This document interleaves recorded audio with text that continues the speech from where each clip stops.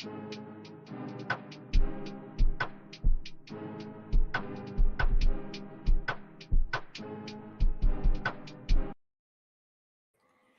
check, check, check. 1, 2, 1, 2. Vader Games in the building. You know what we do. Okay.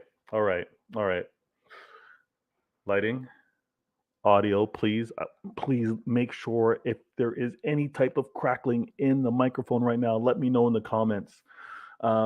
But first things first, my peoples come first, and my peoples make this all possible. Those of you already on the stream, thank you so much. Those of you watching later, thank you as well.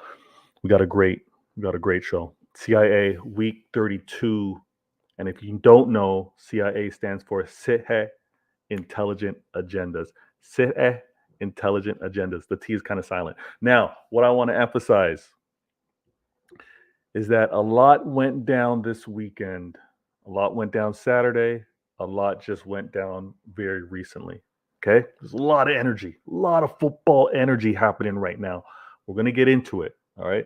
The link is sent out to the other CIA agents. I know it's a difficult Sunday for a few, so I may do this solo, I may not, but you know what it is. Now, right over here, the flow of the show.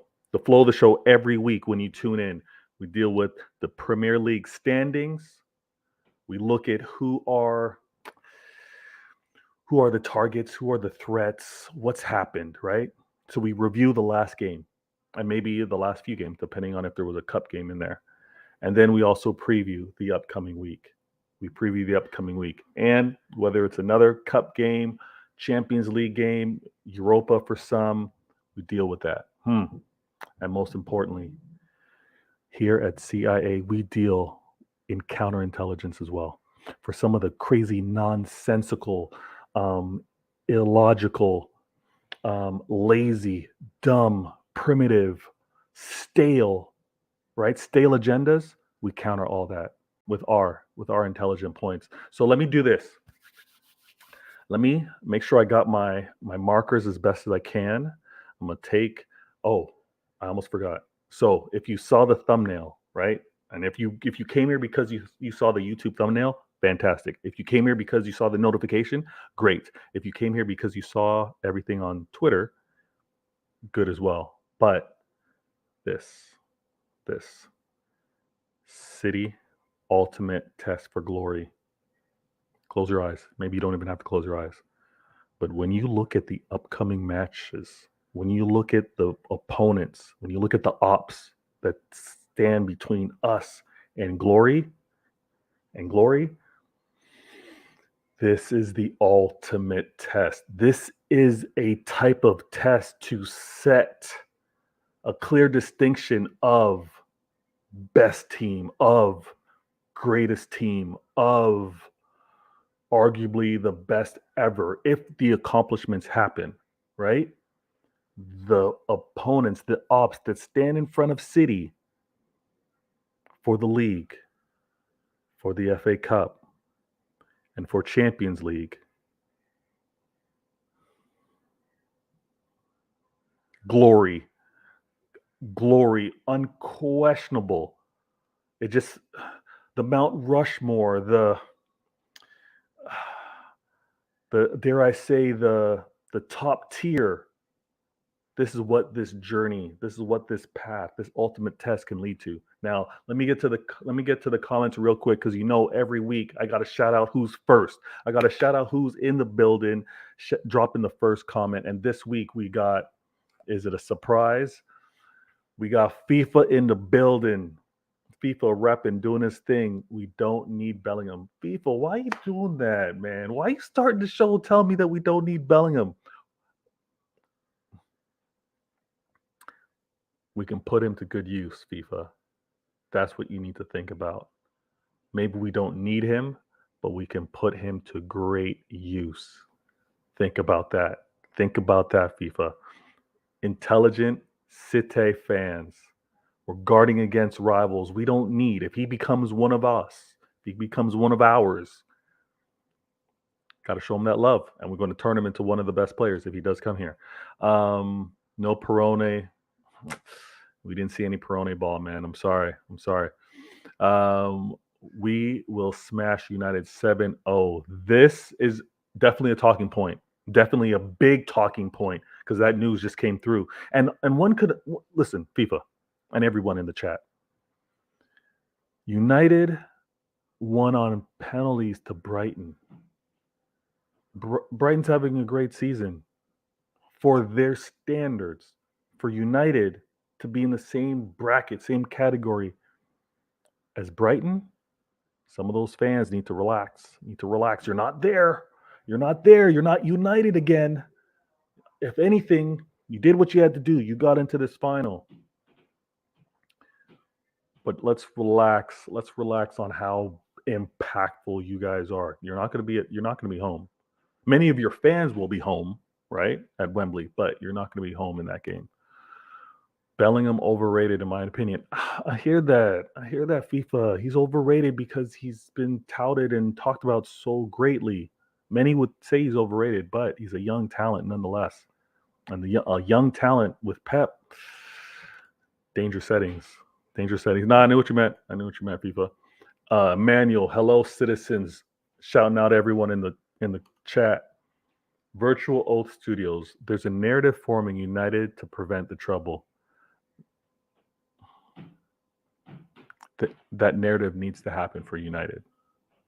United need to let's be real. United's going to give it their all. They're going to leave bodies on that pitch because they can't afford not to. They can't afford to risk one of the three being accomplished under their watch. So that's going to be a tough game. It's going to be a great game. Manuel goes, come on, City, let's go. Oh, we got Spencer's and Mark. I'm gonna say it that way. Correct me. Break it up in the next comment on how I should say that. But wow, bring it on, MCFC for life. Trust me, bring it on. Zane in the building. I'm speaking as a neutral. The story that can be written, Man City or Man United stopping each other for the trouble is special. It is. And I messaged this in one of the group chats. The FA could not have asked for a better final in terms of two teams facing each other. Manchester City versus Manchester United at Wembley, a Manchester derby. And the implications on what it means, because as I understand it, the league's going to be over, then the FA Cup, and either 7 or 8 days after the FA Cup is Champions League. Plenty of time between matches for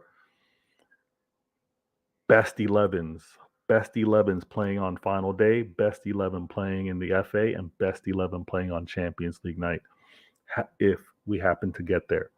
You know what I'm saying? It's big things, Zane. Big things. What a time to be in the mix. FIFA back soon. Nah, that's cool, my guy. Cap in the building. I see you, my guy. Second, FIFA don't need Bellingham. Oh, sorry. I second FIFA. Okay, you agree with FIFA that we don't need Bellingham. That's fine. We don't need him, okay? We don't need him. But we can use him. We can develop him. We can make him reach most likely his max level, right? He's coming to the sensei. He's coming to Pep, the Jedi Master. He's coming to him. He's going to unlock so much unknown skills and talents and abilities. And obviously, from a confidence standpoint, he's going to show him how to play that. He's going to show him how to play that midfield, man. Bellingham's he's counting his lucky stars if he does come to City. Singing the Blues goes, you know what? If we win 2 trophies, now it's monumental. We can do the 3, but any 2, and we're happy. Singing the Blues, any 2. I agree with you. Any 2. You can't tell me I didn't have a fun, great season. Nah, man. Any 2. You rivals, you pick the 2. You rivals, you picked a 2. You trying to tell me that I'm not going to be up here talking the most? I'm not going to be shameless, but I am going to be mad happy. I am going to be mad happy. Cap goes, good to see you, Vader. Cap, same, man. Same. Good to see you in the chat, man. Ray P goes, I'm happy to take any player Pep wants as he usually gets it right. Ray, that's just it. And again, City fans, rival fans, neutrals, I don't care who you are. I get the price tag with regards to Bellingham. That we will agree with. No player having to have that level of price tag, it's steep. Get it. The player's not going to reach that level. I get all that. But wipe that away because we know the market is skewed. We know the market's wild. Take that away and take a 19-year-old midfielder, is a captain, has already played at the international level for his country, and has played at Champions League and has shown that he's up for it. Even 2 years ago, he's been up for it against us. I want that player. I want that player. I know I'm one of the people with regards to face and voice on these things that I say this often. It is not just about the ability with me. It's not.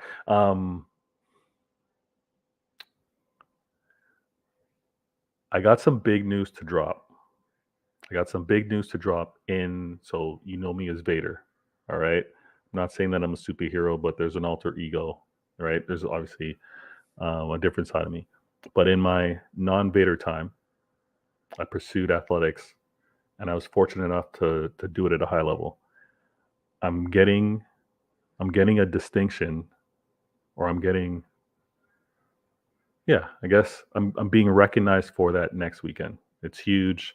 I'm honored, and I'm going to speak about that again. But even in my own life, getting there, it wasn't just about the ability. So when I see these players that exude and deliver on the pitch, and they do things that aren't just physically based, aren't just ability based, there's a level of mentality that you want as a player. There's a level of mentality that many people kind of do subconsciously. I think Jude exudes that at a very young age. Whether it remains with him as he gets older, that's a toss up. We never know. But he's shown it at a young age, and I think that is something that Pep can harness. That is something that we want. There's obviously this season in particular, players have been let go, not even with regards to their skill set, their ability, but it's because of this, their mental strength, their mental ability. That's why some players have gone, and I think Jude falls into that mix. But it's also it's something so difficult to quantify. It's something so it's not something you can touch and feel, right? So, all right, I know I went on a rant. Apologies for that, but I hope to break some more great news, and I'll share some photos with what goes down next weekend. Cap goes, I see the vision, but if he's smart, he don't come through. He don't come though. Okay, I see the vision, but if he's smart, Cap, I'm not quite sure what you mean, man. I'm not quite sure what you mean, but I think Jude should come, man. I think he should come. I think he can be such a great talent. And again, whether players leave or don't leave, and again, yes, the price tag's crazy, but if he gets to learn under the experience of our midfielders, we're laughing, man. We're laughing, Cap. But not press if he don't. Okay, I get you. Whether he comes, cool. If he doesn't, cool. I got you. And I know, Cap. I know you won't kill him if he comes here. Spencer goes, you will see a clear divide with the media whipping up United to put a dent in City's quest for the glory better. No, trust me. They have to stoke that fire. They have to build that up. Because again, United crashed out of Europa. Poor, terrible display, right? They crashed out of that. And all that they really have left to play for is them securing their top 4 in the league. And then trophy-wise, they have this FA Cup. They kind of limped in it, went to penalties. They didn't really exude any level of command or dominance over Brighton. Whether they can play that style a second time against us to get a result, I have my doubts. Andrew goes, hail up Vader, big up chat. Yo, trust me, Andrew. Got to do that, man. Singing the blues, Vader. With this smooth chocolate voice, perfect evening. Singing the blues, man. You're going to make me blush. Thank you, my guy. Thanks for being in the mix. We max football. We max it. We max it in the building. Thanks for being here. Congratulations. Congratulations to you as well. Trust me. We're all in this FA Cup final. Big things. Daniel goes, big up Vader, one game at a time. Let's only talk about Arsenal. The FA Cup final is, yes, FA Cup final is irrelevant. We will get into it just as an overview, right? We got to review and do a little bit of preview, but I'm with you. We're going to keep this flowing. Virtual, your thoughts on Kovacic? I don't like his durability. I'm gonna be real with you, and I actually don't like his engine. I don't like his engine. Would he come to us and I guess be forced to play in that 6 role? Is that what you're kind of envisioning, Virtual? Because I don't see him anywhere else. No, I don't think he's a good fit for us personally. And maybe that's my Chelsea bias. I don't want him here. Behavior and consistency is everything. Blues, trust me. I'm not this show, but I'm gonna get into it. Maybe it might just be, separate show, me talking frankly about things. Yeah, and because there's a distinction, man. Like there's physical ability. Everyone can talk about, on his day, in his locker, at his peak, all that's great.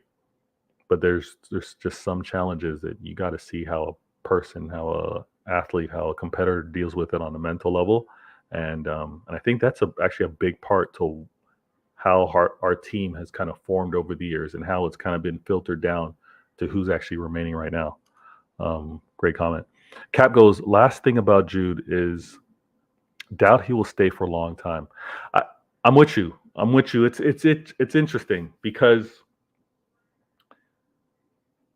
coming to City, there will be great demand in terms of playing at a certain level, competing for particular trophies. Whether that level of expectation and demand is something that a player is going to want to continue to do year after year, will be a challenge. And again, if he's coming to us, he's 19 years old. To say that he's going to remain here until he's 29, it's hard. It's really hard to say, man. It's hard to say. McLovin in the building. What up, Vader, bro? Caught up late. Nah, man, you're cool. We're good. We kind of just dealing with the early comments. I had to shout out those that were first in the building. You know how it is. And we're going to get into these topics. We're going to get into the whole standings. McLovin goes, and beating United is not beating the best. Sorry, LOL. Hey, McLovin, I'm with you on that one. Actually, let me clean these things. Let me clean this up. We're going to go here. I got to take this off screen. Boom. All right. And I'm going to do my best to keep track. And I know I owe you, I'm sorry, everyone in the chat. I know I owe you timestamps for the last show. I'm going to do it for this one. I promise. All right, let me do this. Let me keep it nice and clean. Vader game. Okay, let's put this on screen. Boom. Every week. All right, CIA, week 32, we got to go through this. We got to put up the standings. And let's put the standings are up right now. We just week 32. And a lot's happened. I want to spend the right amount of time on the key things to really discuss this week. So we're gonna do this right. Dudley in the building. I see you. Hi, Vader. Now. Oh, let me take this off screen too. Where is it? Is it this? Yeah. All right. Nice and clean. Okay, there we go. We look at bottom, not even in the picture. We've got still at 11th. Oh, these bums. We got Chelsea 11th. at 39 points, 31 games played. So they have a game in hand. They've got actually no, I'm gonna leave that there. They've got 10 wins, 9 draws, 12 losses. This is disgusting. This is disgusting. And they happen to play in their last game. Their last game play. What? Oh, snap. Oh, snap. So obviously Tuesday they crashed out of the UCL. All right. No surprises, right? No surprises. That happened on the 18th. And they are in a spiral, chaos, potential owners, not owners, sorry, potential new manager. They had Nagelsmann, they had Pochettino, Enrique rumors. They're just all over the place. Now, what I want to stress with these is their next match. Their next match happens on Wednesday, the 26th. They play against Brentford at Stamford Bridge. Brentford have a lot to play for. Technically, Chelsea should have a lot to play for. No other agents are in the mix right now, but as you can see in terms of the standings, we got Brighton's right above them, but Brighton has a comfortable 5-point gaps between them. Based off of what I've seen, my mind is telling me. My mind. I almost went somewhere I shouldn't. My mind is telling me that Brentford wins, but then this seems like just one of those results. All this time off for Chelsea to get a result. I'm saying Chelsea wins versus Brentford. They win versus Brentford, and it's going to be ugly. It's going to be like a 2-1. It's going to be like a 2-1, maybe even a 1-0. It's going to be something gross like that. I think they defend for their lives and they get a result. I see City Blue Peter. He goes, thoughts on young Gomez yesterday. I thought he looked decent when he moved into midfield. Not a left back though. No, he didn't. And actually, I almost dropped some. He actually got more into the game, I think, and was more comfortable in the midfield. I agree with you. At left back, he just doesn't have the presence, like the strength, even the foot speed. He doesn't have the foot speed to really play that role well. So it's going to be tricky. Whether he has a good amount of energy, endurance, stamina to play in that midfield and to cover a lot of ground, we'll have to wait and see. But he did have a couple moments of really good close ball control, and he actually held the ball well with 2 defenders on him. Now, I would want him to pass out of that, obviously, but the confidence in actually securing the ball and getting fouled was good to see. Singing the Blues goes, Bellingham is City material football-wise. I don't really know about his behavior, but because he's not all over the media, he keeps his cards close to his chest. That's a good thing, though. I agree. And the fact that he still has a lot of influence, hit the microphone. The fact that he still has a lot of influence from his parents, his dad in particular, is a good thing. Seems very sound, seems focused on football, focused on his career. I'm going to give him the benefit of the doubt. At, again, 19 years old, there's so much that he can develop into. And I don't think he would have been on City's radar like this for so long if he wouldn't have fit into what Pep wants to do and maybe even change into moving forward. That's something to consider. Pep does not stand still, right? We at City don't wait until something falls out, before something malfunctions or becomes a disaster before we do something. We're very proactive. A lot of assessing. There's a lot of assessing happening around us. Is this working well? Does this needs to be tweaked? What's the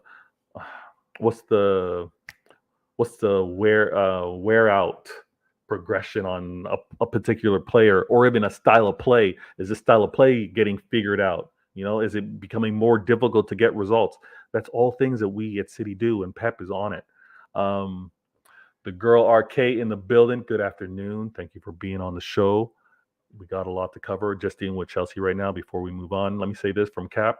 Cap goes, hope I wasn't commenting too much because I don't like holding up the show. But under City, Jude would reach a higher level, unlike if he went to another team.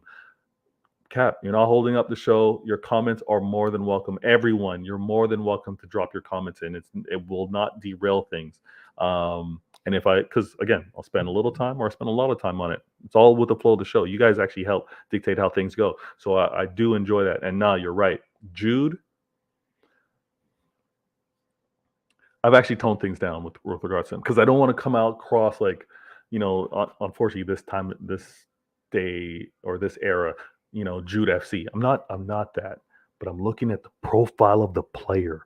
I'm looking at what I've seen with less quality players around him, right? And when I mean quality, I mean also skill set, but then I also think how they read the game, how they see the game. You put Jude with some of the best thinkers in the game. Look at Akanji, man, multiplications like that. You put Jude surrounded by those type of players, we are cooking. We are cooking, I'm telling you. Zane in the building goes, Bader, off topic. Did you get an emergency alert sound after Spurs lost? When your phone, when the phone just keeps beeping and you have to look at what it is and you have to like click on it. To be honest with you, I don't have any Spurs fans. Like in real life, I don't have any Spurs fans. So in terms of like, you see what's going on or someone blowing something up in a group chat, it's always a rival, right? But I saw 1-0 in less than a minute with regards to the game. And it was a notification from an app that I had. And then the comments started going through and I was like, oh, this is crazy. Spurs are actually lucky it was only 6-1. They're lucky it only stayed at 6-1. That's how crazy it is. Julian in the building. 3 blue hearts, 3 sharks. You know what time it is. I got Klilnical in the building. Gonna bring him in the mix. How you doing, Klilnical? Good to be here. How you doing yourself? I'm good. Thanks for being on the show, man. I'm gonna make sure I do this proper. Vader game. I've just finished talking about Chelsea, and we know Chelsea's disappointing. We're not going to really spend any more time on it. They've got a game against Brentford. I actually have a Chelsea stack for you before you move on. You got what for Chelsea? I have a Chelsea stack for you. Hit me. In that game against. Are you hearing me, by the way? Yeah, you're loud and clear. Are you hearing me okay? Yeah, I'm hearing you, but there might be a delay because when I say something. Game against Brighton in the community, Modric got the assist for their opener from Conor Gallagher, and that brought him up to 2 assists in the league. So he then became their top assister in the Premier League this season on 2 assists. Oh my gosh. All right. I see where you're going with this. Chelsea, very disappointing season. Are there any signs that they turned this around this season? No. Are there any signs that they're competing and they're going to be dangerous next season? You would think so. They've bought so much quality. The manager should get a result out of them next year, but I'm not going to waste any time with Chelsea other than pointing this out. They play Wednesday against Brentford. And then they play Arsenal. All right? So they play Arsenal next Tuesday, but we'll have a show before then. So we'll get into that. Now, let me go back to this. After Chelsea, and I see you in the comments, I'm going to get to it. After Chelsea, we've got Brentford. They're ranked 10th. We got Fulham. They're ranked 9th. We got Brighton. They're ranked 8th. And then at 7th, we've got Liverpool. Brighton continue to do what they do. They're going to be in that target area. They're going to be in that threat area. We're going to have to pay a lot more attention to Brighton if they continue to do what they do, especially with what we saw recently in the FA Cup. But Liverpool, what happened with Liverpool this past week? So they just played yesterday. They played yesterday against Nottingham Forest. And before that, on Monday, so the day after our last show, they played against Leeds. And that was absolutely disgusting.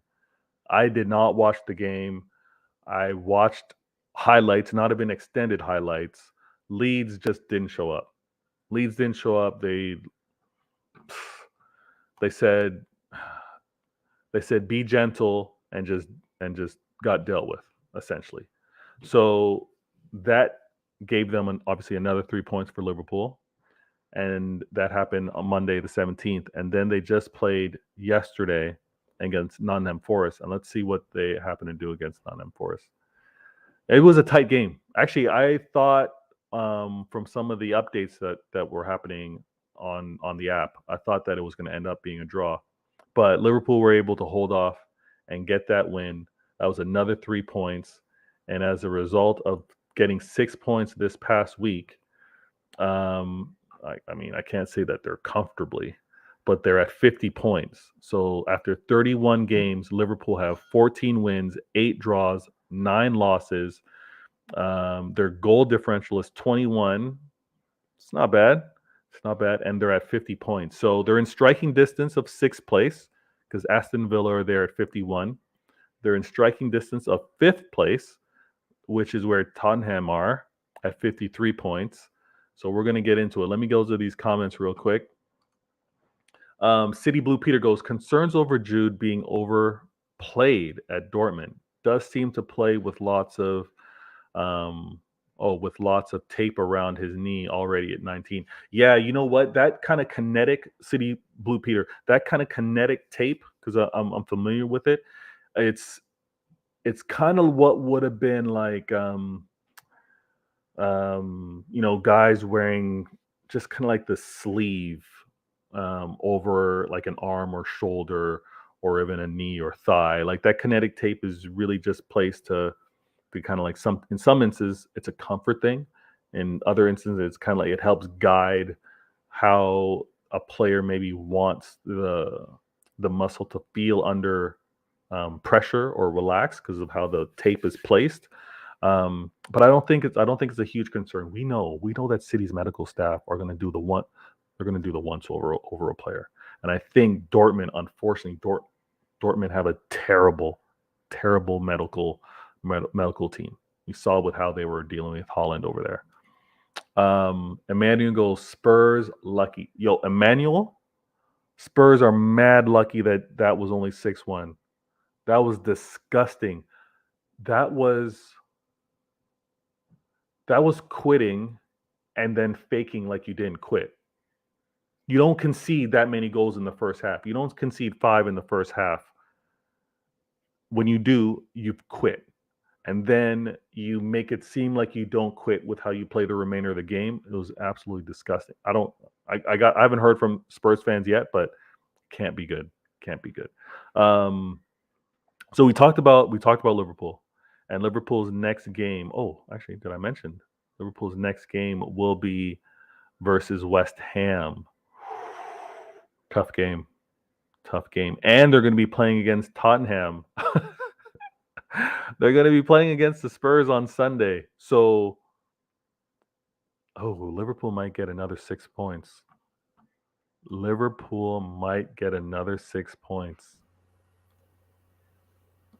I genuinely think that they have to be looking at how Spurs are playing and looking at that 5th spot and potentially going into the top 4. They have to be. Yeah, I agree. Like Liverpool have to be as inconsistent as these teams have been. Liverpool have to be looking at, you know what?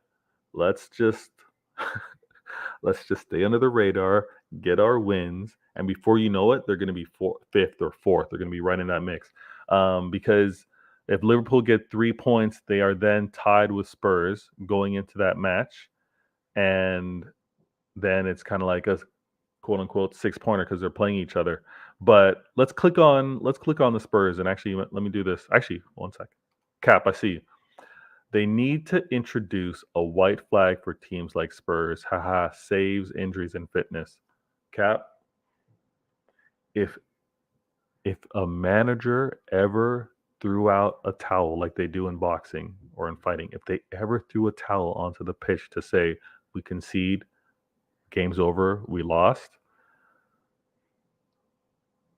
I don't think I could stop laughing for 24 hours. I think that would be the funniest thing in my life. Yeah, just to concede and say I quit, no more punishment, no more damage would be hilarious, Cap. And you know what? It's kind of funny. We haven't seen it. Has any manager jokingly done that? I wonder. I can see something like a Jose doing something like that. That must have happened. That had to have happened somewhere. All right, let's do this. Vader games. All right. So we talked about Liverpool, we talked about Aston Villa, and now we got Tottenham. Let me go to Tottenham standings, right? So they played 32, so they're all up. They're all accounted for all their games. 16 wins, 5 draws, 11 losses. And they've only got a 7 goals difference with regards to their goal differential. And points, they're at 53 points. 6-point gap between 4th place, which is Man United. So Man United might be looking a little comfortable there. So with that 6 points gap, and Tottenham, who they played, and I'll bring pitch points, Carl Gundalorian, into the building as we talk about Tottenham. Thanks for joining the show, Carl. Hey, Vader, can you hear me? Yeah, I hear you loud and clear, man. Loud and clear. We got a lot to discuss, so I'm just going through the standings real quick. And Tottenham had an embarrassing day today. They gave up 6. They gave up 5 in the first half. Absolutely embarrassing, especially against a team that they should be competing for to be in that top 4 mix. Absolutely. But they got absolutely embarrassed. So Newcastle put 6 on them with a 6-1. Tottenham now, their next game after that embarrassing display, have to play against United. Yeah, on Thursday. So that's going to be a key game because United want to remain comfortable above them. Tottenham they're going to want to bounce back. You don't want to take a 6-1 loss and not get a response. So whether they do respond, I have my doubts. But I'm going to throw this to you, Carl. You just joined. After a display, after your players don't play for you, and they give up 6, what could you expect of them being at home playing against United now? I've always said that. Good evening, good afternoon, everyone. I just finished my game, so apologies for my voice is a little hoarse. But I've always said Tottenham are, for me, the most. You know that emoji that has like the pukish green emoji sign? Yes, I do. That's who they are. They're neither hot, they're neither cold. They just suck. They don't deserve to be this season. They don't deserve to be the Champions League. They don't deserve it. They don't. Yeah. You know, while Daniel Levy's scheming behind the scenes to upset, the owners from the Middle East, whether they're from Newcastle or from Abu Dhabi, his team is performing poorly. He's hired 3 or 4 managers in the past year and a half, fired them all, right? And he keeps scheming in the background. And the English media love him because he's English, because he gets so-called the best out of. He's wiser and he does it properly. It's just terrible. It's just horrible. And I want to thank him because if not for his greed, Harry Kane would have been at City right now. Ooh, yep. That's right. Every action has a reaction, or every action has a reaction. Yep. Yeah, if not for his greed, Harry Kane would be at City right now. We won't have the joy and the thrill of watching Erling Haaland, that confidence, the je ne sais quoi of Erling being in our team. There's a feeling, there's a belief that we have. The reason why we believe that we're going to go far in the UCL is not because of the team itself, but because we have this guy called Erling Haaland. I don't think we have that. Yeah, I don't think we have that same belief with a guy like Harry Kane. Absolutely not. You're exactly right. With Harry Kane, I don't think it has the same urgency. I don't think it has the same tenacity, right? Like that grit that you see. So I'm so thankful for it. I know that some thought a more polished striker would be good, but there's there's a mentality, and that was one of the things we were talking about early on the show. There's a mentality that Holland exudes, and that we have looked to harness. Need. And That we and need. at the same time, I think we filtered out. We've kind of let some of those players that didn't match that same type of mentality go, and I don't think Kane would have been right here. So, Clinical, Well, and just who's one more thing winning? before, Yeah, of course. I mean, I'm not surprised that Newcastle bashed Tottenham. By the way, let's be clear. I'm not surprised. I'm not surprised, but in that manner though, that manner was surprising because they Not were really. scoring almost every. Not for me, really, Vader, because Newcastle, I mean, not 6-1, obviously not 6-1, right? Maybe 3-1, right? Yes, yeah. But Newcastle to go to St. James's Park is hell. Mhm. I'm telling you, man. Which is why I keep telling my Arsenal friends, you got to go to Newcastle, you have to go to the Etihad, you got to play Chelsea, you got to play Brighton. Yep. Right? Don't be surprised if you don't get any points from those 4 games. Arsenal fans don't want to listen, man. I know, Carl. It's probably seems like you're hitting your head against the wall, but you've been telling them, you've been reminding them, you've just been pointing it out, and they're gonna get reminded rudely. They're gonna get a rude reminder from these teams. But I agree with you. I wasn't surprised of Newcastle getting the win, but I was surprised with how quickly they were terrible. scoring, because that's, I mean, no disrespect to Newcastle, but they've been defensively sound and they've been able to, like, one goal, 2 goal, maybe outscore their opponents. That display, those goals in succession, I was like, this is quit. This is absolute quit that we're seeing from Tottenham. And I'll tell you why. Let me tell you why you saw what you saw from Newcastle, because they knew that if we win this game and we win it convincingly, we get top 4, we get Champions League football. Because guess what, Vader? Because on Thursday, United and Tottenham have to play. Yes. So all of a sudden, right, it's double jeopardy. It's a 6-pointer. Yes.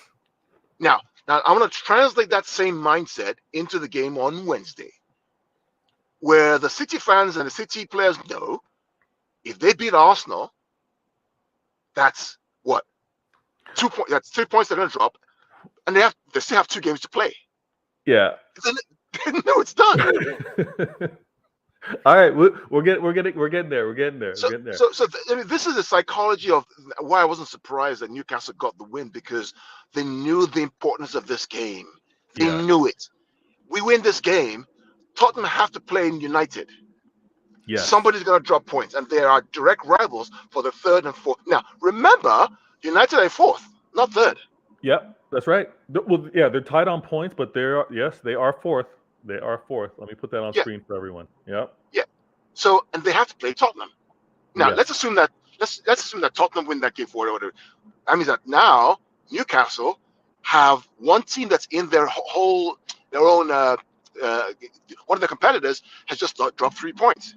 Yeah. Which gives them the better chance of qualifying for the Champions League. Yeah. If United win, then it's done. Newcastle will get Champions League football next year. Yeah. Yeah. Oh, I mean, the points saga is what I want to call it. The points saga throughout the entire league, right? Whether you're at 20th, whether you're ranked 1, and even that mix, that fight for top 4, top 5, it's intense. The points saga is going to be going on for a while, and you bring up an excellent point. I got to ask you this, Clinical. I got to ask you, who is winning that game? Who's winning that game? Tottenham or United? That's a very tough one to call, honestly. Where's it being played? Where's it being played? You know, I think it's at Old Trafford. No, it's at Tottenham Stadium. Yeah. And that's their next game, right? That's their next game, correct? I think most likely this game will probably play out to be a draw. I think that's the most likely result, because we saw today Newcastle react to what they faced at Villa Park in their last game, where they got beat 3-0. This was their reaction to that. And surely Spurs have to have some sort of reaction with their next game being at home, fighting for top four. And with all this, they might still go on and lose the game. We know they have that Yeah, capability in yeah, them. But yeah. I do think that right now, especially with that United I saw earlier today, they're looking fairly toothless, in my opinion. So Spurs might also be able to have that reaction and get something out of the game. So I would personally say it's very likely to be a draw. You seeing a draw? I'm seeing United should get this win. I know they're playing away, but United should get this win. The way Newcastle did what they did, and I would say that United are a little more clinical than them with Rashford, and I think Bruno is going to be in the mix there, and I think Martial, although maybe Martial's hurt. I didn't fully watch this FA Cup game, but I'm thinking United should get that win and keep their top four hopes comfortably secured. So I'm gonna leave that. That happens on Thursday, and then on Sunday, United play Aston Villa. On Sunday, United play Aston Villa at Old Trafford. That's a tough game as well because Unai Emery's got them playing some good football. What do you think, Carl? After United get the whichever result they get, right, from Tottenham, do you see United going back home and getting a win against Aston Villa, who have been in very good form, and they are playing for something as well? I just don't see it, man. I mean, United are good, but they're just a counter-attacking team. There's no real pattern of play. It's just there. Yeah. It's just a marginally better team than Ole Gunnar Solskjaer's team, frankly. Give me 5 minutes. I'm putting gas in my car. Give me 5 minutes. I'll be back. No, you're great. You're great. I'll continue on. I want to point out Ray P goes. Add to that later before you go. Yeah. Go ahead. We spoke about Liverpool earlier. Mm-hmm. If so, their next game is West Ham away. If United, in my opinion, fails to win their next two games, which is that one against Spurs and then Aston Villa, Yeah. Liverpool have to be looking at that as a big opportunity Ooh. to close that gap. Because A lot of dominoes. Yes. after they play West Ham, they go to Spurs. Or should I think Spurs goes to Anfield, I believe. Spurs go to Anfield. Yeah. Ooh. Actually, no. Wait. Hold on. Let me click on that. I think. Let me click on Spurs here. Oh no, it's at Anfield. Yeah. So it's at Anfield. That would take them up to what? Just about where United is now, 59 points. The point saga. All right, we got Newcastle at 59, United at 59, Tottenham at 53, Villa at 51, and Liverpool at 50. And then we can't even ignore Brighton right behind them at 49. Right. But to point out that what's going to happen with United, Aston Villa. See, it's at Old Trafford. I think you know what? I think Unai might just get a draw there. I can see United getting a draw at home against I'm not Aston Villa. surprised because right now they're not in great goal scoring form, and Villa have been losing. Sorry. I have to say they've been really great in their last couple of games. I think in 2023 they've won the most points of all the teams. Yes, yeah. I think Unai's got them playing really well, and I think they've got the best point tally during this run. Cap goes, I cringe that Tottenham got our number. They play us like it's their champions. Man, it bothers me, Cap. It really does, especially when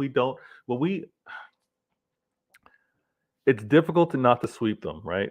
And we shouldn't expect maybe to sweep every team, but against Tottenham, it is annoying. To then also give up points with the loss, it hurts even more. I actually hate it. We got Red Devil Studio in the building. He goes, United will get top four. We have more games in hand over our rivals and the points gap. If they beat Spurs, it's over. I'm not mad at that. I'm not mad at that, Red Devil Studios, because you've played 30 games. You always have 2 games in hand. You got 2 games in hand, and essentially there are 8 games. You got 8 games remaining to play. For you, mathematically, if you get that win over Tottenham, that takes you to 62 with 7 games left to play. You would have to have a serious meltdown. You would have to have a serious meltdown for Tottenham or Aston Villa to catch you and pass you. But these next few games are critical, man. These next few games are critical. You still have to be calm with it. Don't get too big chested. Red Devil Studio goes, Villa, Brighton, and Spurs will all have to win their games, and they have to play each other too. Yes, they will all have to win their games. I hear you on that one. But if one of them, for example, if Villa shows to be in very good form, and you get a drop from Tottenham, they could creep in and upset you, especially because you guys play each other. That Aston Villa United game is going to be crazy. I'm not saying you guys are going to drop off. I'm not saying that, but you got to be careful. You do have to be careful, Red Devil Studios. So if we beat Spurs, we'd be 9 points clear of them with 2 games in hand. Yeah, no, I hear that. I hear the points. I hear the points that you have. I hear the games in hand because, again, with regards to that gap, I think your biggest threat amongst the teams below you, right? What I saw from Tottenham Spurs, not putting them in there, but Aston Villa and the run that they're in, if they string wins together and you do have a little bit of a slip, I know there's a little bit of an injury crisis that you're dealing with. There might be a concern there. United won't get top 4. FIFA's saying United ain't getting top 4. I mean, I think there's going to be a little bit of math, a couple calculations that need to happen to really prove that. But I hear you. Michael, my guy in the building, he goes, great stream, Vader. Please get the message out there, Blues, about Vader Games TV. Thanks, Blues. Please subscribe and like. My guy, Michael, thank you so much. And share the stream, Blues. Thanks. Again, if you guys can, on all other platforms, right?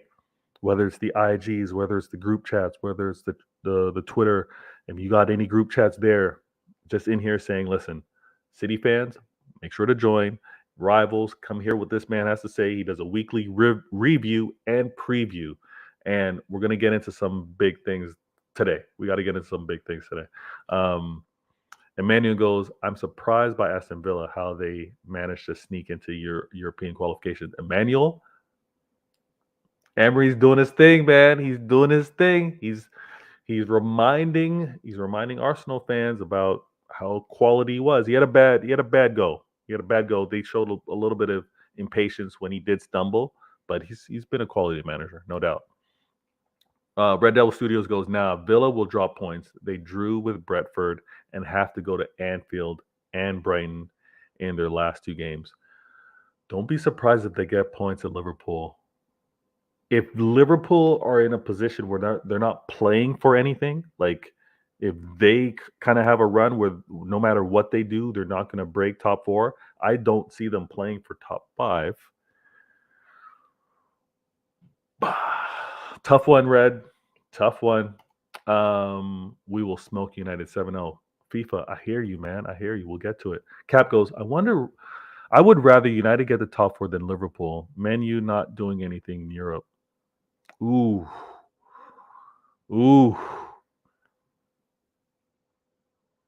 Cap, I'm not mad at that.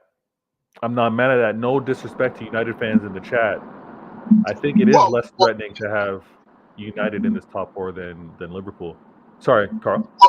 Yeah, the issue with the terrible performance at Sevilla for United is one where even if they qualify for top 4, they won't be a seeded team. So all of a sudden, you could get a group of Bayern Munich, United, group. Yes, yeah. Real Madrid, and let's say Napoli, Inter Milan. Yeah. Next year in UCL. I hear that. It's you always want to, No, I'm with you on that one. Hold, Red Devil, relax. The hate for Man U is real. Nah, man, the hate.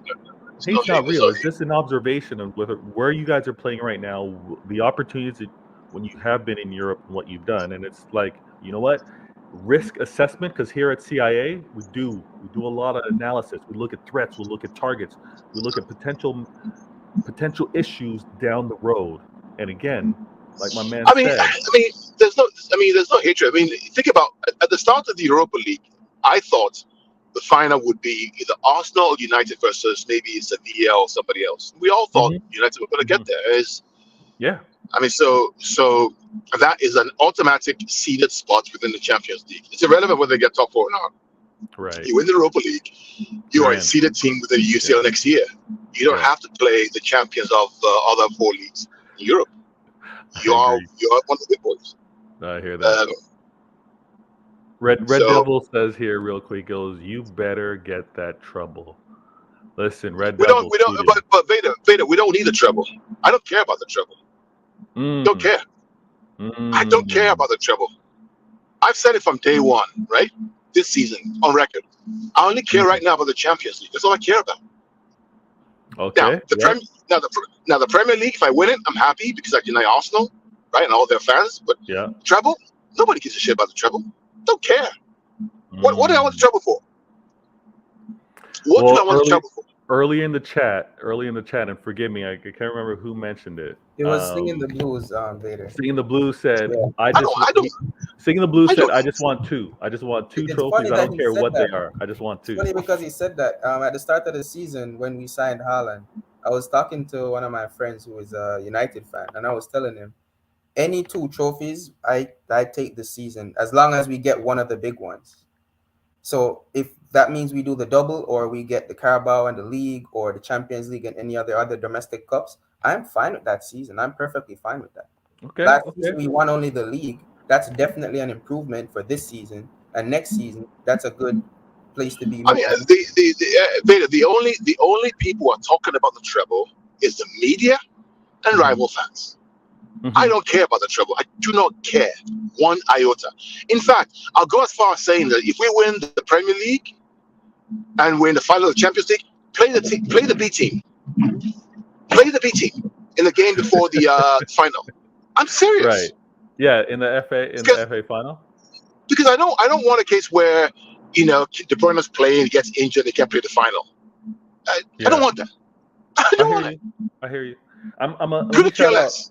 No, I'm with you on that one. And again, those of you in the comment, if you haven't already, please hit the like button. If you haven't subscribed, please subscribe. Actually, you must. If you're in the chat, you would have subscribed. So thank you very much. But also hit that like button. We do the show once a week, 9 p.m. UK time, 4 p.m. East Coast time, and so appreciative. My guy FIFA just let me know we have surpassed 300 subs. My guy, thank you so much. Every person that was part of that 300, I humbly thank you. And hopefully you can continue to get the word out. And we celebrate again 300 more. But I'm so grateful for it. Great milestone. Thank you. Emmanuel goes, all I want is the UCL. Okay. FIFA goes, the UCL is garbage. Relax, FIFA. Emmanuel goes, I don't care about nothing else. Oh, no, I'm with you. I'm with you on that one. City Blue Peter goes, Holland was signed to be the difference maker. Let's win all three. You're exactly right. Holland was signed as a difference maker. He's a player in terms of a profile, in terms of a style of play, in terms of what we haven't been in past years. That's exactly why he was signed. Cap goes, it looks like I'm the only one that doesn't really care about the FA Cup. But if it comes at the expense of the Premier League or Champions League, then play Carson at goalkeeper. I don't care about it. We'll pick it up next year. Cap, I think many City fans feel the same way. If they're going to prioritize what would drop off, it would be the FA Cup. I'm not mad with what you're saying right there. Red Devil, thank you, my guy. He goes, congrats to 300 subs, Vader. Let's get you to 1K ASAP. Thank you, my friend. Appreciate it. Julian, RDS. RDS, he knows the man by his initials. You don't have to. Oh wait, you don't have to live amongst rags. You'd think different if you lived in Manny. I hear that the experiences are different. The experience is different. This is what I want to point out real quick. But Vader, if I may, Vader, just real quick, I get the local rivalry about, but let me be clear, okay? Mm-hmm. We're not on the same planet as United. Let's be clear. We're just not on the same planet. We're about to play Real Madrid in the semifinal of the Champions League. Mm-hmm. Okay, right? We get through that. We get to the final and play Inter Milan or Milan in the final of the the European Cup, and we're worried about an FA Cup against United. I mean, come on, guys, wake up. No. Yeah. No, it's not saying worry, Huh? but the point that's being made is with regards to the aftermath of a loss to United. But I hear what you're saying, and again, locally, experiences wise, because I hear it all the time. I hear how, quote unquote, some United fans could care less whether City win the treble or not because they don't quite know many City fans. Okay, but that's not the conversation. The conversation is the accomplishment and whether you want someone that you're against or a rival or an ops getting it when you don't. One thing that I wanted to point out real quick, and I want to put this back on screen. Let me find it. I said cities this season in particular, right? We're attempting to win to go after a three-peat. We're in the semifinal of a Champions League. We're in the final of an FA Cup. The teams that stand in before us, the teams that can prevent us from the glory that we can achieve in the league is Arsenal. We know Arsenal for their history, invincibles. The team standing in front of us for our glory in the FA Cup is United. We all know about United, Manchester United, and what they've done over the years. Sir Alex Ferguson and that legacy. And then in the semifinal, with regards to the Champions League, we have to first deal with them away, and that is Real Madrid at the Bernabeu. These are three historied, long legacies, great impact with regards to the world of football. These are three great teams that stand before us, in front of us, preventing us, trying to prevent us from getting to what we want. And this accomplished, this will be the ultimate test for glory. And this glory will be unmatched. Understand that. Understand that path will be unmatched, unquestioned. When you say who was the best team for the year, with this journey that I'm just describing, there's no debate. There would be no debate, and I'm excited to see how we play through it. Let me point out quick some comments here. I got Emmanuel goes, I'm kind of pissed with Arsenal distracting us with the hope of winning the title. What do you mean? What do you mean by that? You're kind of pissed with Arsenal distracting us. Vader, if I may, Vader, I think we as a fan base need to be really careful we don't fall into this trap. Right, the trap that the media is trying to set, and the trap that rival fans are trying to set about this treble thing. Right, and what I mean by that is that while I know, okay, we want to match United with the treble, for me, I couldn't care. Don't care. But it doesn't matter. No, but here's why. I'm concerned because if we get caught up in that spin cycle, we lose focus on what we need to do, which is number one, beat Arsenal on Wednesday. Number two, beat Madrid. Anything else is secondary. Secondary. And again, this is the beauty about it. And you've kind of like summarized it, but it's also something that we've been doing naturally. Let me point out the Girl RK comment, and then I'm gonna get into it. The Girl RK goes, exactly, Carl. These rival teams want to make the FA Cup a big deal for us, but if we miss the UCL for it, they'll always hold that over our heads, whether 100% Manchester or not. I get it. But this is what let me give you a scenario. All right. Go ahead. No, go ahead. Let me give you a scenario. Right? Imagine this. Imagine City beat Arsenal and don't lose the game to the end of the season. Imagine City get through Real Madrid Right. Mm-hmm. Oh, I'm losing you if you're still talking, Carl. I think we lost him. I'm gonna wait for him to come back, but I think we lost. Yeah, he had to drop, but he'll come back. This is what I want to point out, and this is the beauty about this show. Sorry for lowering my voice for dramatics, but it's week by week. CIA, week 32. You see it right there, week 32. We're taking things one step at a time because we have to focus on what's in front of us. But at the same time, we need to review and assess what just previously happened, right? That's how we can adjust. That's how we can improve. That's how we can make sure that we're on target to get to that level. Now, this treble talk is fine with regards to the media. It's fine in terms of an umbrella, how you want to maybe narrate or give a theme with regards to a season or a club. We, however, at CIA and many City fans, deal with one game at a time. We've been doing that all season. We've said this is a marathon, and what we are focusing on is the next step. Each step is what we do. This next match for us is against Arsenal, obviously, and that's what our focus is on. After we play Arsenal, on Wednesday the 26th, our next game is against Fulham away. We're not thinking about Champions League after we play Arsenal. After we play Arsenal, we're going to be thinking about Fulham. After we play Fulham, we're going to be thinking about West Ham. After we play against West Ham, we're going to be thinking about Leeds. We're not even thinking about Champions League. So what Carl was mentioning, I agree with. We're not going Arsenal, then Champions League. It's Arsenal and the next game in front of us.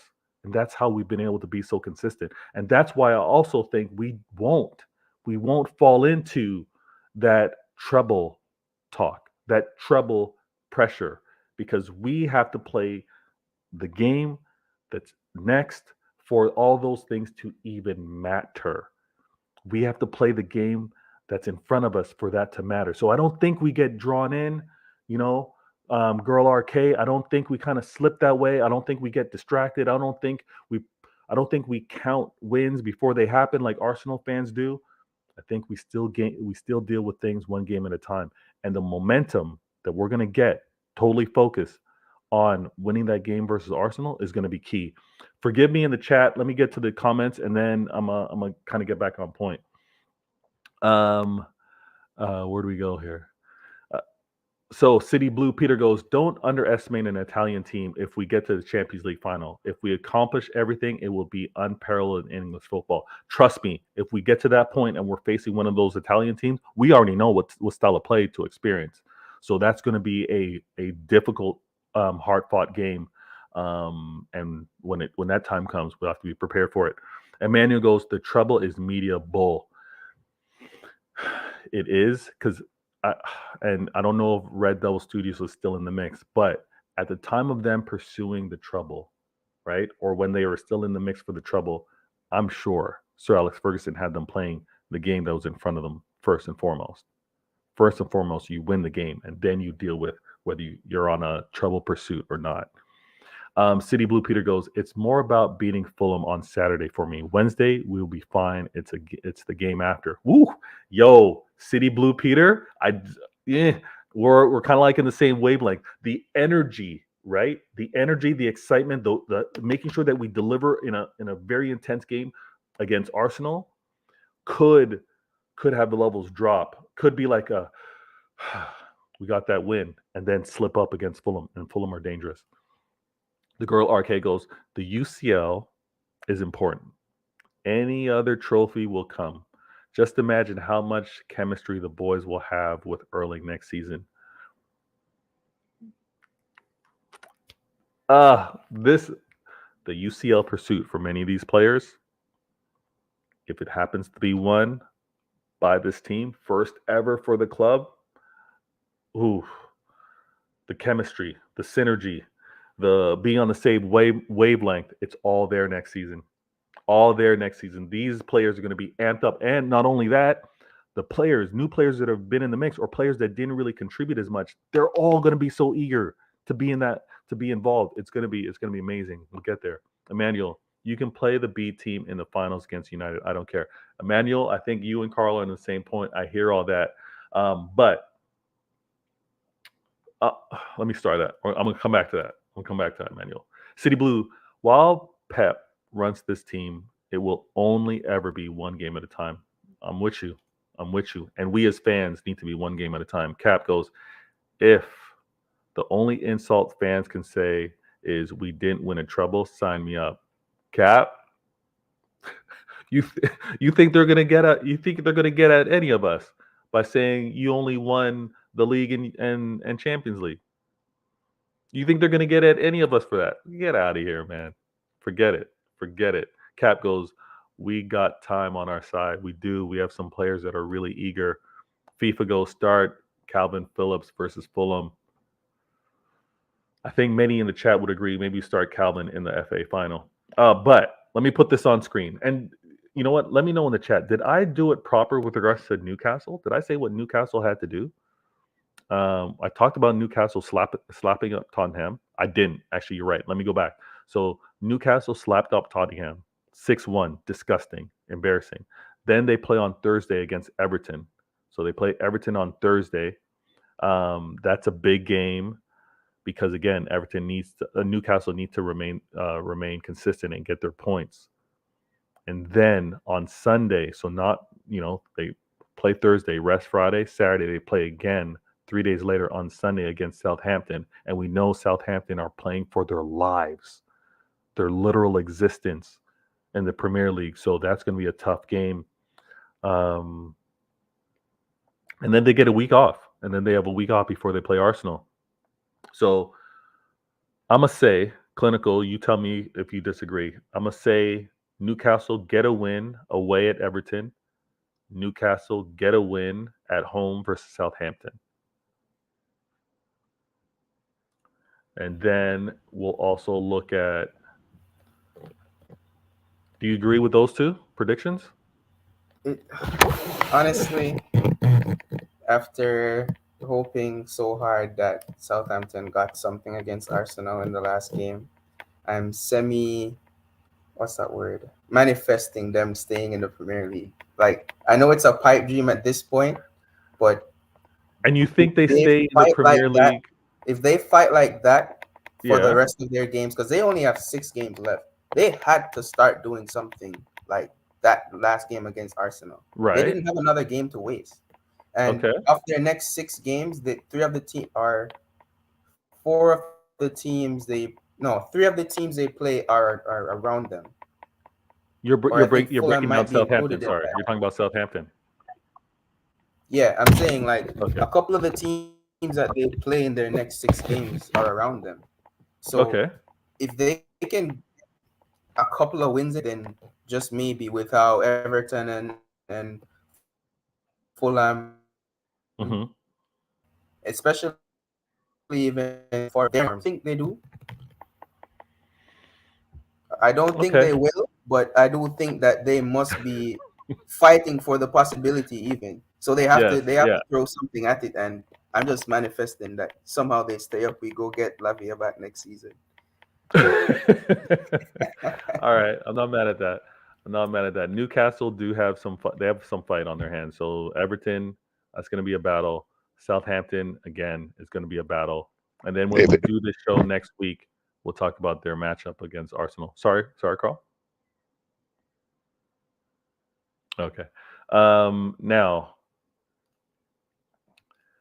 and let me do this properly. Vader game. We got to talk about us. A lot happened this week. And thank you all for being in the chat right now. Thanks for watching this live. If you happen to be watching on the replay, take a second, hit the like button. Also take a second, look in the description. If you haven't already, sub to Klilnical, sub to Pitch Points, sub to True City Fans, sub to the Mancunian Way. Always appreciated. I'm looking at what we have next. And we've got a game versus Arsenal, the club that's been top of the league for the majority of the year, a club and fan base that have talked about how they're winning this league, a club that now sits at 32 games played versus our 30 games played. They have 23 wins versus our 22 wins. They have 6 draws versus our 4 draws. They have 3 losses versus our 4 losses. Now, 5 points separate us. We have 2 games in hand. But this game against them gives us an opportunity. As you look at the standings, gives us an opportunity to add one more to their loss column.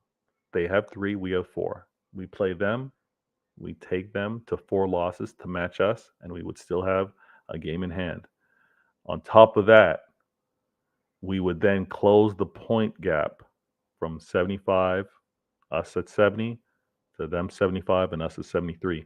This game has huge importance. It's at our house. It's at the Etihad. We're going to talk real.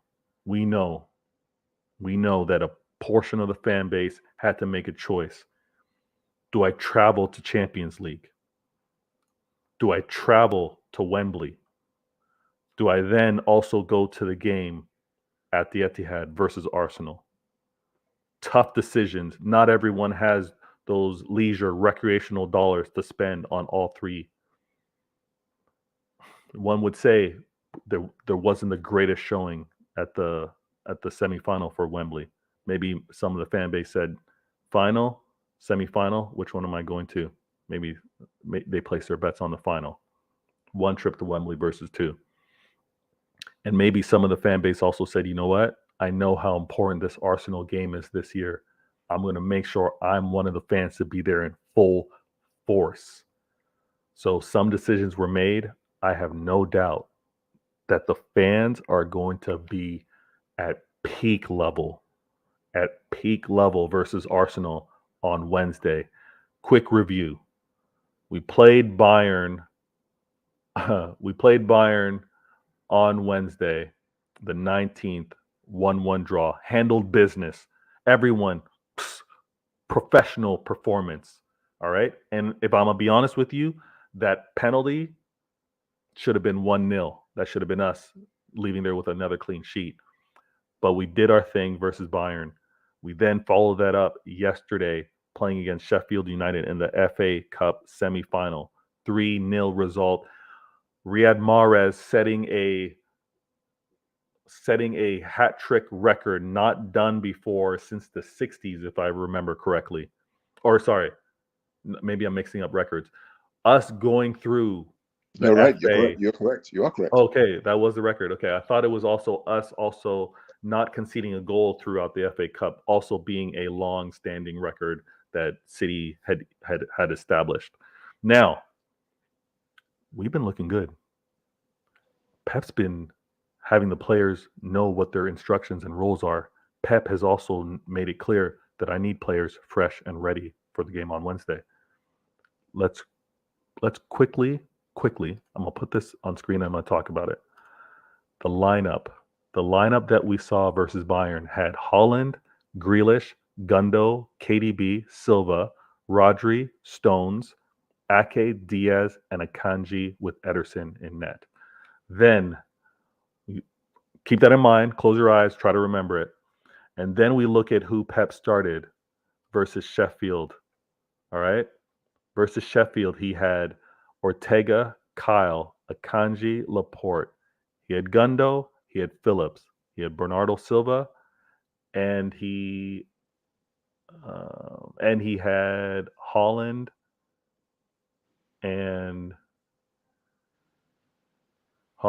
and Julian and Mahrez. Yes. So players rested. Important names: Rodri, Stones, KDB. Other players important as well played. Don't get me wrong, they played, but we know that those key names did not play. I'm confident to say we are going to see Rodri, we are going to see Stones, and we are going to see KDB on Wednesday versus Arsenal. Now, Klilnical, who is winning on Wednesday at the Etihad versus Arsenal? Do you see a win? Do you see a draw? Do you happen to see a loss? What do you see in this game? Well, first of all, I think you forgot to mention that Ruben Diaz was also rested Thank you. for our last game against Bayern. Intelligence agent. Sorry. Filling in the gaps. I got you. That's why we have these meetings. Thank you. I forgot Ruben Diaz. Right, yeah. Another important. Yep. So if I'm looking at this objectively, Arsenal are coming off 3 consecutive draws. I Yes. don't remember the last time they lost, so they might still have their unbeaten run going, but they are struggling to find a win. And a stat that I've been looking at over the season, since I did realize that this game will get replaced later on in the season where we are now, they haven't beaten us at the Etihad since 2015.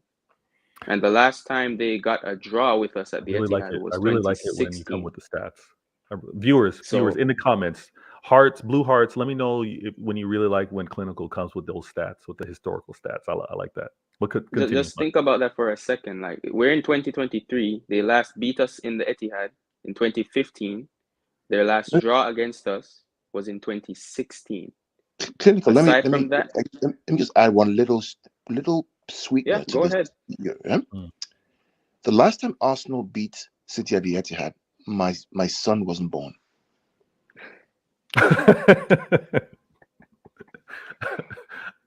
Your soccer star. How old is your son now? He's 7 years old. My soccer star son, who scores 30 goals a season for his U7 league, was not born. Yes, and those in the chat, I said soccer because we're here on the East Coast, and he is a soccer star. The SS, that's a label for many kids that show promise. So don't kill me. Sorry, Klilnical, go ahead. I just wanted to just give you that, just some context to that. Okay. Yeah, but and our record at Emirates is not much different either. We also beat them there. So knowing that we had to, in our position earlier in the season, we're looking at the amount of points they've accumulated ahead of us in first place. Knowing that we had those 2 games to look forward to, I didn't really feel much pressure going into that Emirates game. And I'm also very calm going into this game at the Etihad, because if you follow the statistics historically, we don't lose to this Arsenal team. Now, I don't want to sound too arrogant and say that they don't have a chance in beating us, because we easily could have dropped points at the Emirates as well. But we saw how we went out there. It's not the typical Pep Guardiola Manchester City performance where we dominate the entirety of possession and we have 10 to 15 chances. We had roughly 3 to 4 chances and we scored 3 goals. We were very clinical on the day. They had more possession and they didn't really come out to them showing anything for it. So coming into the Etihad, where we're in good form, we're fresh out of the quarterfinals of the Champions League. We're on a winning streak. We're 6 wins in the Premier League, if I'm not wrong on that. Correct me if I'm wrong, but we should be 6 wins on the bounce in the Premier League. Coming back to our home game, which we've only lost 1 this season against Brentford.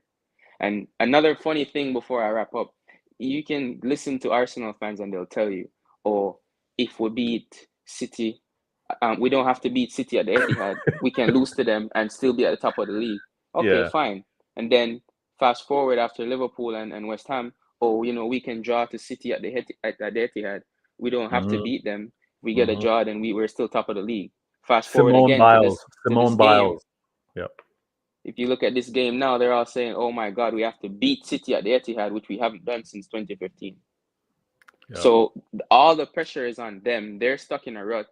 They don't beat us at our home ground. We're in good form, and we're just fresh off qualifying for the finals at FA Cup.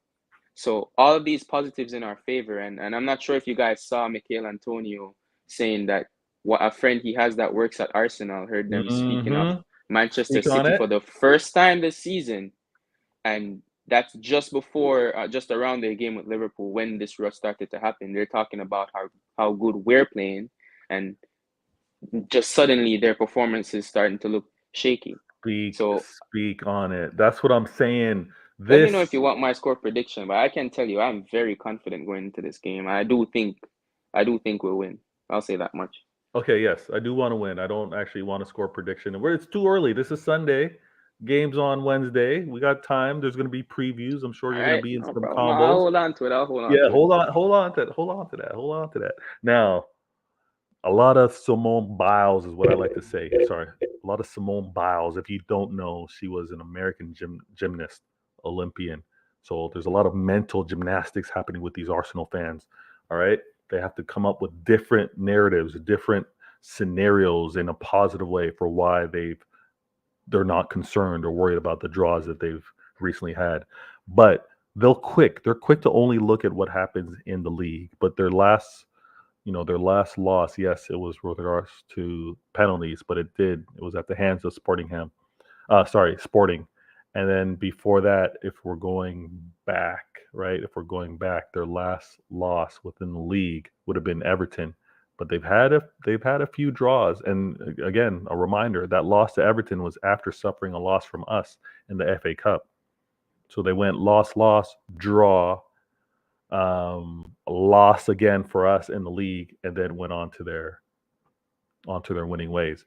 I think psychologically, mentally, and it was said, Emmanuel said, he's confident on Wednesday. They seem fragile emotionally. I think they're also fragile mentally as well.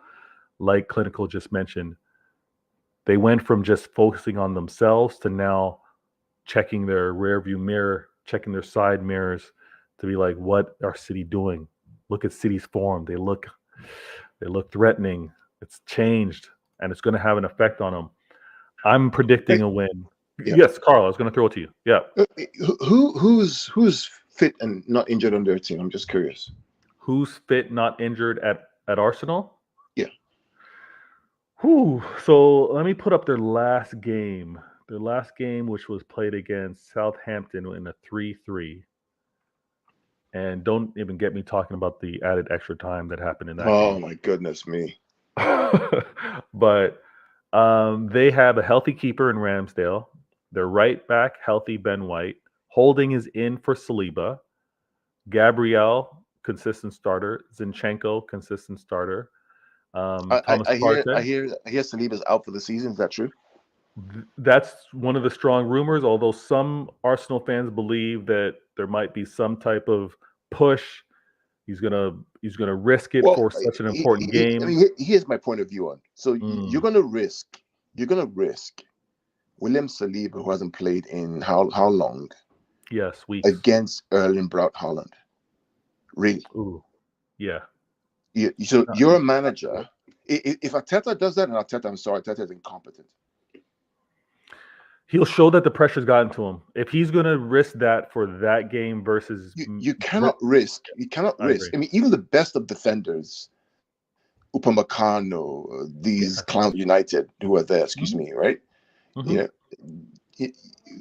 Against Haaland, you want to risk Saliba, who's come back from injury, unfit, not match fit against Erling Braut Haaland. He just tear his hamstring. It's going to be back strains, because that's what he has, like back spasms, or what's another thing? Yeah, I think it is just back spasms that's affecting him, and that's not something you really want to rush, because it's more often than not, it's something with that strength and rest is needed. So if they risk it, I don't think it's going to. Don't get me wrong. I want them to play Saliba. I want them to play him. Oh, please play him. Oh, 100% play him. By God, play him. Yeah, play Saliba and what's his name again? The other guy, the Brazilian guy. Gabriel. Yeah, play them. Play them against Erling Haaland. By God, play them. Let them try and keep a high line against Erling Haaland. Let's do that. Okay. No, with the spacing behind it, De Bruyne is going to thread those balls through. Let them play him. Let them. I don't know. So apparently, Granit Xhaka was rested because he was ill. I don't know if that was a long-term ill, but maybe like flu or something. But he was ill. He didn't play. So Fabio Vieira played instead of him. So I think everyone but Vieira, who played for Xhaka, and obviously Holding, who will play again because he's playing in replacement of Saliba, they have their 11. 2 spots difference, but they have their 11. So it is going to be a battle. No doubt. It is going to be a battle. Let me know in the comments right now. Actually, don't even let me know. We're City fans. I'm assuming all of you guys are saying we're winning versus Arsenal. And obviously, there's going to be preview shows on Pitch Points, on True City Fan, on the Mancunian Way before we lead into things. And also click on Klilnical because on his channel, he's going to do a kind of like an AI, a FIFA battle, team versus team with regards to a preview. So make sure you tune in and you check that out. Emmanuel wants to say, let's talk about the ridiculous added minutes in the Arsenal sound. Listen, Emmanuel, I'm going to say this. And I think it's a little fishy. It smells. It stinks. We had injury time with players being down. I get it. But then at the same time, it just happened to be convenient for the officials on the sideline to have to deal with their communicating bands or transmitters that added extra time with regards to the game.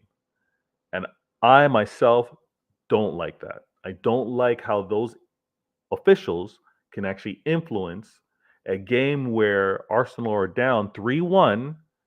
And in that instance, officials are finding time to have to adjust these communicating devices, transmitters, that now adds extra time in a game where it obviously got away from them with regards to Arsenal. Don't like it. Sketchy. It's very sketchy. But if that's what is going to be put up against us to have to win this league, we do it.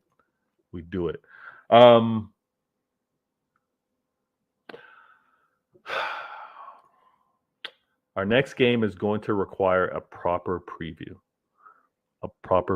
Please make sure you're following on the socials so you know where I'm going to be to discuss it.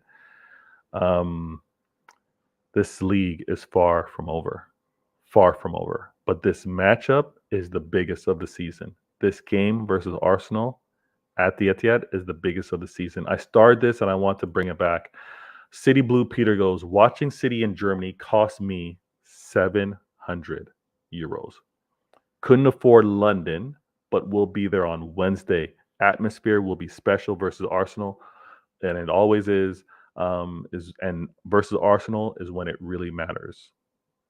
Nowhere better. Hey, City Blue Peter, I know many fans like yourselves had to make a choice. Are they traveling to Germany? Are they not? Are they going to go to Wembley as well as going to the Etihad on Wednesday?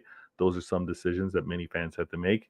And for those rivals, low-hanging fruit that want to kind of use that and take jabs at the fan base, let them do it. But we know how we support our club and how important it is. Cap goes, with Pep form right now, I back him against any manager. This new system, probably the best ever played. This new system has a lot of them guessing. It has Klopp putting Trent Alexander inverted like he's doing something new. And I talked about this on Why Always Me. Pep, City, trendsetters. Pep, City, and the staff, they are proactive. They are constantly assessing and reviewing. And when they have something established, no disrespect, it's actually a sign of respect that others are then copying what you're doing. Acknowledge where you're copying from, I think should be the golden rule. But when it's not broke, you don't fix it. And when others look around and see how well we've been doing, how consistent we've been, and how how the competitiveness that we display year after year has been so consistent. Of course, look at our even the outlay of how we've designed the stands and surrounding area. Newcastle, seeing the blueprint, doing something similar. When you do things well, you're going to be noticed and you're going to be copied. Mancunian Way in the building goes, smash those likes for Vader and subscribe to help him hit 1K soon. Thanks all. Mancunian Way, Martin, I appreciate that, man. FIFA goes, when you next live, Martin. Oh, he's asking Martin a question. And Pep goes, Emmanuel goes, Pep's tactics is the global direction of football, more like a roadmap. Trust me. You'd be a fool not to be paying attention to what City's doing and what Pep's doing. You'd be a fool to not look at what they're doing, even with regards to grassroots and some of the coaching directions. Carl can speak of that, and maybe like off season, really going in depth with what Carl's kind of done on his coaching side. It's fascinating, and it speaks to where football is going. There's a plan here. There's a 100% a plan here.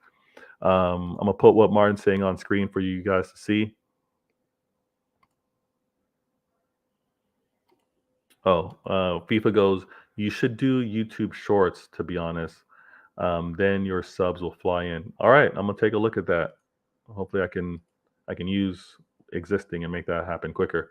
Can't wait to smash United in the final and bring that FA Cup home. Yeah, I'm with you on that one. I'm with you. Now, this is the last point before we shut down. I'm gonna use that comment on screen. I'm gonna throw this to Carl real quick. I think because of the teams that stand in front of us, Arsenal with regards to the league, United with regards to the FA Cup, and sorry, even let me rewind that, even before the FA Cup final, but with regards to the semifinal, we got Real Madrid. These are so well-established clubs that I think the focus, I think the attentiveness of the players to execute what the manager wants, everyone is going to be on their P's and Q's. They're going to be ready. I'm actually so grateful for the opponents that stand in front of us, because I don't think the players slip.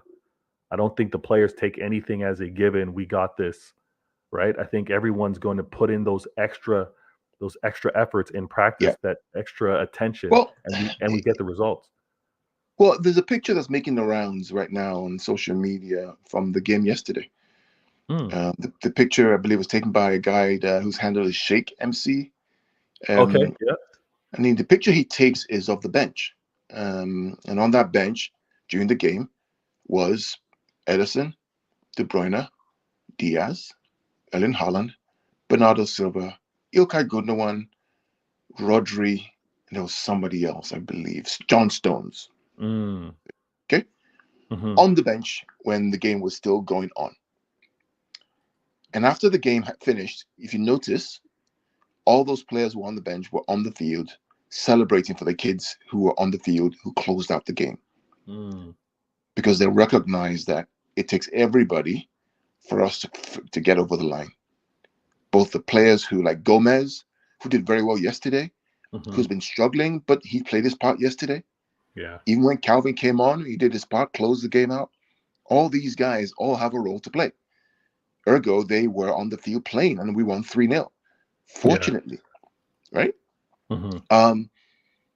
So they know. These guys know. They've been down this road. They understand what it takes. Let's be clear.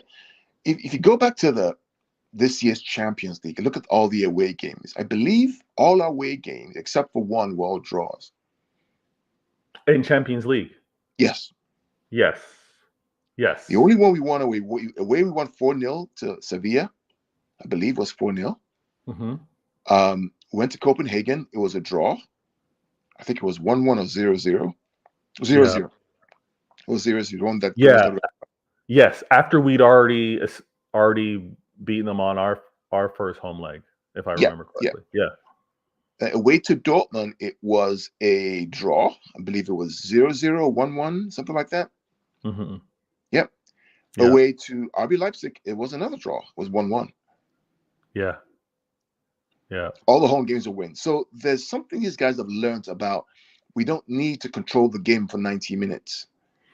What we need to do is take our time, take our chances, and come up with a result that puts us in a good position. Very different from what we've done in the past couple of years. So they know, they understand what it takes to win this competition. I agree. And this is where we City fans need to remain optimistic and confident, right? We need to remain optimistic and confident that the players are going to remain at this level, and we encourage them to get there. If there happens to be a stumble, if there happens to be, an error, it is not meltdown. It is encouragement. It is pushing these players on to go and get the result and get the job done, because they're more than capable of doing it. And I've said this often. It's not just the players. It's not just the manager. It's not just the club that have to have the experience and the confidence. It's the fan base. And when all of those are on the same board with regards, we can do this, we are going to do this, great things are going to happen. So I want to point out that week 32, we now see City, or we see CIA in week 32 do a breakdown of what happened in the previous week and what's coming up. And there's nothing more important than our game on Wednesday versus Arsenal. Let me also point out, because I should do this, we play Arsenal on Wednesday, most important. But then we also have Fulham on the Sunday. And if I remember correctly, I think Arsenal game got moved. So Arsenal play us on the 26th. However, they don't play on Sunday anymore. They play on Tuesday against Chelsea. Correct. So a lot's going down this week. I want to shout out Klilnical. I want to shout out Gundalorian, Carl. Channel is Pitch Points. Klilnical, it's his name. Klilnical is the name of his channel as well.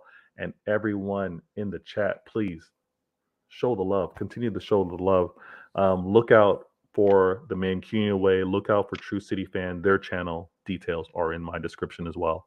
And I promise, I'm going to be adding timestamps to this show. So if you're watching it on a replay, you'll be able to catch it. And I'm going to do that later on tonight. But I want to thank each and every one of you. Carl, Klilnical, thanks for being on the show this week.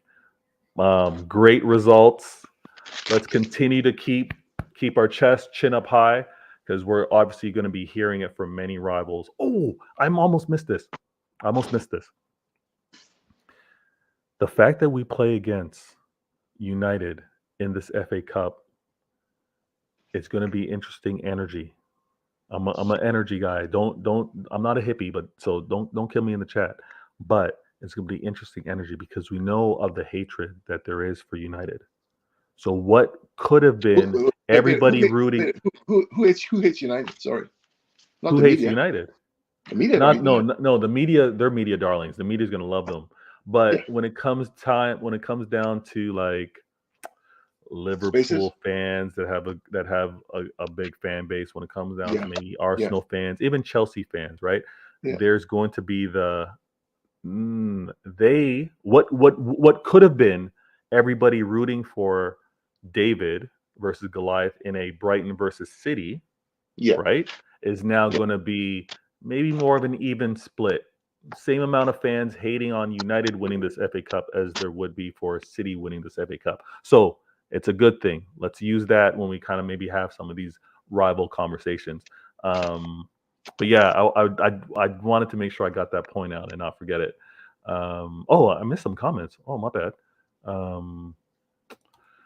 FIFA goes, I'm a Citizens member and can't afford a season's ticket. It's tough at times, man.